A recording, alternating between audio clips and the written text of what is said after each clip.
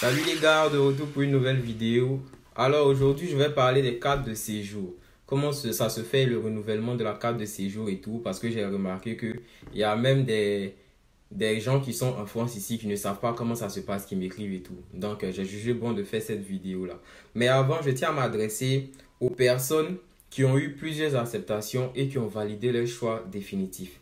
Si vous avez envie d'aider quelqu'un, si vous avez envie d'aider vos proches, voici ce que moi je vous conseille. Vu que vous avez reçu plusieurs acceptations et que vous avez validé vos choix définitifs, moi je vous conseille d'écrire aux autres universités qui vous ont accepté pour leur dire que vous avez déjà validé votre choix définitif. Donc la place qu'on vous a accordée, qu'ils accordent ces places-là à d'autres personnes. Ça peut aider ceux qui ont refusé pour nombre de places atteintes ou bien niveau insuffisant au regard des autres candidatures, on ne sait jamais. Moi, quand j'ai fait ma procédure, je l'ai fait. Quand j'ai fait ma procédure, je l'ai fait. D'abord, j'avais eu un refus de la part de l'université de Lille. J'ai fait un recours, on m'a accepté.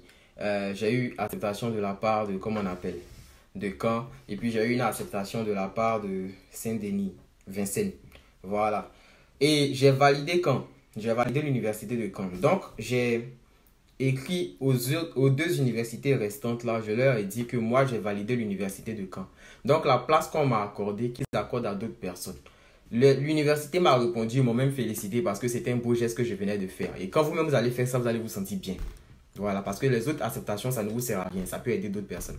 Donc, ils m'ont félicité pour ce que je venais de faire. 2 jours après, j'ai vu que sur mon compte, les 2 universités, ça s'est transformé en refus. Mais au moins, ils ont accepté quelqu'un qu'ils avaient refusé quelque part. Voilà, le bienfait, il n'est jamais perdu. Donc, on parle de la carte de séjour après le générique.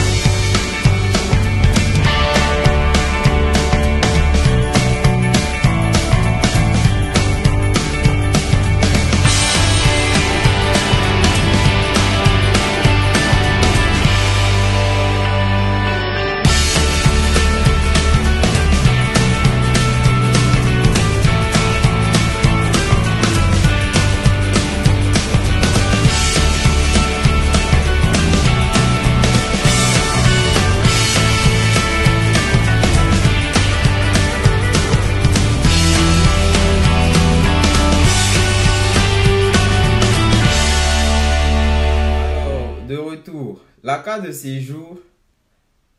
de séjour, moi je l'appelle la deuxième demande de visa parce que c'est pratiquement pareil. Vous aurez toujours besoin d'un garant financier. Si vous n'avez pas de garant financier, vous aurez toujours besoin de faire un compte bloqué. Vous aurez toujours besoin d'un justificatif d'hébergement. Pour le reste, ce sera des formulaires.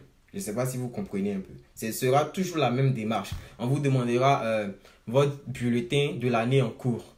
Si tu es en L1, on te demandera tes bulletins pour la L1 que tu viens de faire pour pouvoir renouveler ta carte de séjour. C'est pareil, ce sont les mêmes conditions. Ceux qui sont venus en disant qu'ils ont hébergement gratuit et tout, si vous êtes toujours dans un hébergement gratuit, vous allez fournir les mêmes papiers. Mais le seul hic, c'est que cette fois-ci, on ne va pas seulement demander les relevés bancaires du garant, mais on va vous demander vous aussi vos relevés bancaires pour vérifier que vous avez effectivement reçu les 615 € que vous étiez censé avoir lors de la demande de visa. Voilà, parce que là, ils vont chercher à vérifier qu'effectivement, vous avez reçu 615 €. Et je vous conseille de ne même pas, faut même pas que 5 € va manquer là-dessus, quoi. Sinon, ils vont vous appeler. Voilà. Au consulat, quand vous avez fait la demande de visa, on vous a dit 615 € minimum pour vivre. Vous avez prouvé avec des justificatifs de garant et tout que vous avez de quoi subvenir. Vous avez produit même une attestation de virement irrévocable quand on allait vous envoyer 615 € par mois. Donc, eux, ils s'attendent à avoir les 615 € par mois sur les 3 mois avant la demande de la carte de séjour. C'est-à-dire, si tu dois faire ta demande de carte de séjour en juin, tu vas fournir tes relevés bancaires de mai, avril et mars. Et là, sur toi, tes relevés bancaires, ils veulent voir la trace des 615 €. Donc, vous voyez que là, ça se complique un peu. Parce que d'autres se disent, bon, je vais me débrouiller et tout. Et puis, à la fin, on t'attend encore à la carte de séjour. Donc là, c'est un peu chaud, là. Ils vont chercher à voir qu'effectivement vous avez reçu les 615 euros. Maintenant, il arrive que certains, lorsqu'ils arrivent ici, leurs garants les abandonnent et tout. Du coup, on ne peut plus les envoyer les 615 euros comme il se doit. Pour ces personnes-là, si vous êtes en France et tout, il y a des moyens. Il y a un moyen pour vous, pour pouvoir vous aider. Voilà, mais je ne peux pas parler de ça sur les réseaux parce que c'est un secret. Rassurez-vous, ça n'a rien d'illégal. Il y a plusieurs techniques comme ça. Mais si on dit les secrets sur les réseaux, c'est clair que devant, ça va être corsé pour vous. Donc, écrivez-moi sur Instagram. Je vais vous dire un peu comment ça se passe par rapport aux 615 euros qui doivent être sur le relevé bancaire et tout. Ça n'a rien d'illégal, rassurez-vous, ça n'a rien d'illégal, mais c'est juste que c'est un truc un peu réfléchi. C'est tellement simple que beaucoup ne pensent pas à ça en fait.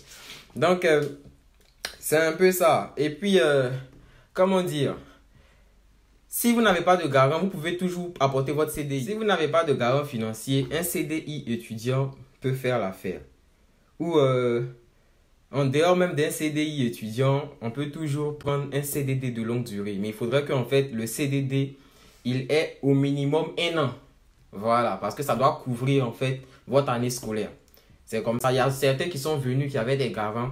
Et puis arrivés ici, ils ont trouvé du travail, un CDI où ils touchent environ 600 euros par mois. C'est passé, comme on appelle, à la carte de séjour sans problème. Du moment que eux ils travaillent, ils peuvent se prendre en charge. Donc ça, à la carte de séjour, il n'y a pas de problème.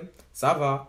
Mais il faudrait que ce soit un contrat qui couvre vraiment votre, comment dire, votre année d'études, quoi. Et puis pour ceux qui sont venus avec un garant, qui se demandent, est-ce qu'à la carte de séjour, je peux changer de garant et tout? C'est possible. Je dis, c'est comme une nouvelle demande de visa. Ça n'a rien d'incohérent. C'est possible. Si quelqu'un ne peut pas s'occuper de vous aujourd'hui, ça veut... Maintenant, si quelqu'un ne veut plus s'occuper de vous ou ne peut plus s'occuper de vous, on ne va pas vous pénaliser parce qu'une autre personne a décidé de vous prendre en charge. Ça, non. Donc, à la carte de séjour, vous n'êtes pas obligé d'avoir le même garant qui était, que vous avez eu au visa. Non, c'est pas obligatoire. Voilà. Maintenant, je ne sais pas comment ça se passe dans les autres villes, mais nous, ici à l'université de Caen, je ne sais pas si je vais dire que c'est un peu simplifié parce que nous, on ne se rend pas à la préfecture pour aller faire notre demande de carte de séjour ou quoi que ce soit. À l'université, il y a un coin qu'on appelle le carré international. Je ne sais pas si c'est comme ça dans toutes les universités, s'il y a un carré international, mais ici, il y a ce qu'on appelle le carré international. Tu vas là-bas, eux-mêmes vont te dire que, ouais, apporte tel papier, apporte tel papier. Quand tu as fini d'apporter, tu as fini tous ces papiers-là, tu viens, tu déposes chez eux. Eux-mêmes, là, ils vont intervenir pour toi à la préfecture. Ils vont se charger de ça. Lorsque ton récépissé de carte de séjour va sortir, ils vont t'appeler, tu vas aller chercher. Tu ne vas pas t'emmerder dans trop de démarches. Tu es étudiant. Voilà, donc c'est un peu ça. Pour ceux qui n'ont pas regardé mes 2 vidéos que j'ai faites sur les documents à fournir pour la demande de visa, vous pouvez toujours aller voir. Voilà, vous pouvez toujours aller voir. Et puis, il y a quelqu'un qui m'a posé une question. Je ne sais pas, je vais répondre ici en même temps. Je ne sais pas si ça concerne plusieurs personnes en même temps qui sont dans ce cas. Il m'a dit qu'on lui a dit que un studio de 20 mètres carrés ne peut pas prendre 2 personnes parce que c'est un studio, c'est une seule chambre, donc c'est pour une personne, même si c'est 20 mètres carrés. Moi, je ne sais pas. Quand quelqu'un vous dit ça, moi, je vous demande juste, quand quelqu'un vous dit ça, demandez à la personne, ceux qui vivent dans les chambres couples là, ils vivent comment? Ceux qui sont en couple, ils vivent comment? Genre, ils sont en couple et puis ils vivent dans une maison où il y a 2 chambres. Madame dort ici, monsieur dort là-bas. C'est pas sérieux, Joe. C'est pas sérieux. Les chambres couples, ça existe très bien. Même ici, dans ma résidence, il y en a. Des chambres couples de 16 mètres carrés où les gens vivent ensemble. Et puis, il y a des gens qui font ça avec leur demande de visa. Ils viennent. Voilà, soyons sérieux. Soyons sérieux. On s'en fout du nombre de chambres. On s'en fout. Si la chambre c'est assez grande, même si c'est 30 mètres carrés, dans une chambre de 30 mètres carrés, on peut mettre un lit de 3 places pour prendre 3 personnes. On s'en fout de si c'est une chambre, 2 chambres, 3 chambres. On s'en fout. Ce qui compte, c'est le nombre de mètres carrés habitables. Et puis, vos noms à vous deux doivent apparaître sur le contrat. C'est tout ce qui est important. C'est tout. On s'en fout de, même si c'est 15 mètres carrés, il doit forcément avoir 2 chambres là. On s'en fout. Il a dit que ce sont les mètres carrés, les surfaces habitables qui comptent. Voilà. Pour ceux qui ont déjà validé le choix définitif, il y a des groupes pour les accepter de chaque ville ou des gens qui sont déjà dans vos villes peuvent vous aider mieux que moi. Donc, écrivez-moi sur Instagram pour que je puisse vous ajouter. On est ensemble, les gars.